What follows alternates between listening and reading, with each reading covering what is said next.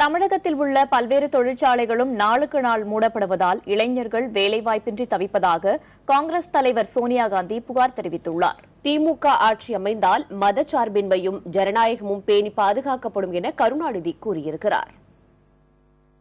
திமுக காங்கிரஸ் கூட்டணியின் தேர்தல் பரப்புரை கூட்டம் சென்னை தீவுத்திடலில் நடைபெற்றது. இதில் திமுக தலைவர் கருணாநிதி, காங்கிரஸ் தலைவர் சோனியா காந்தி மற்றும் கூட்டணி கட்சிகளின் தலைவர்கள் பங்கேற்றனர்.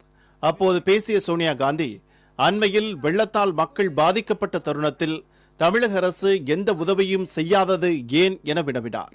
தமிழகத்தில் உள்ள பல்வேறு தொழிற்சாலைகளும் நாளுக்கு நாள் மூடப்படுவதால் இளைஞர்கள் வேலைவாய்ப்பின்றி தவிப்பதாக அவர் புகார் தெரிவித்தார்.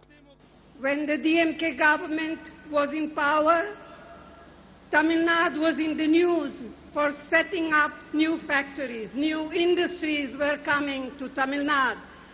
But today, Tamil Nadu is in the news because factories are closing, industries are leaving Tamil Nadu, and they are choosing other states for setting up their businesses.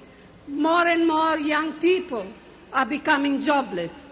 அவரை தொடர்ந்து பேசிய திமுக தலைவர் கருணாநிதி, தமிழகத்தில் சட்டம் ஒழுங்கு சீர்குலைந்துள்ளதாக தெரிவித்தார். மேலும் திமுக ஆட்சி அமைந்தால் மதச்சார்பின்மையும் ஜனநாயகமும் பேணி பாதுகாக்கப்படும் எனவும் அவர் உறுதியளித்தார்.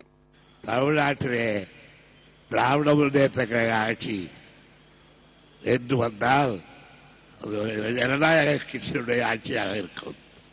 ஜனநாயகத்தை மதச்சார்பற்ற தன்மையை போற்றுகின்ற ஆட்சியாக இருக்கும். பணத்தை கொடுத்தும் இலவசங்களை அறிவித்தும் ஆட்சியை மீண்டும் பிடித்துவிடலாம் என்று அதிமுக நினைப்பதாக புதிய தமிழகம் கட்சியின் தலைவர் கிருஷ்ணசாமி தெரிவித்தார். தமிழகத்தில் சமூக நீதியை நிலைநாட்டவே கூட்டணி உருவாக்கப்பட்டுள்ளதாக மனிதநேய மக்கள் கட்சியின் தலைவர் ஜவாஹிருல்லா கூறினார். மேலும் காதர் மொய்தீன் உள்ளிட்ட கூட்டணி கட்சியினரும் தேர்தல் பரப்புரை கூட்டத்தில் உரையாற்றினர். புதிய தலைமுறைக்காக செய்தியாளர் குழு.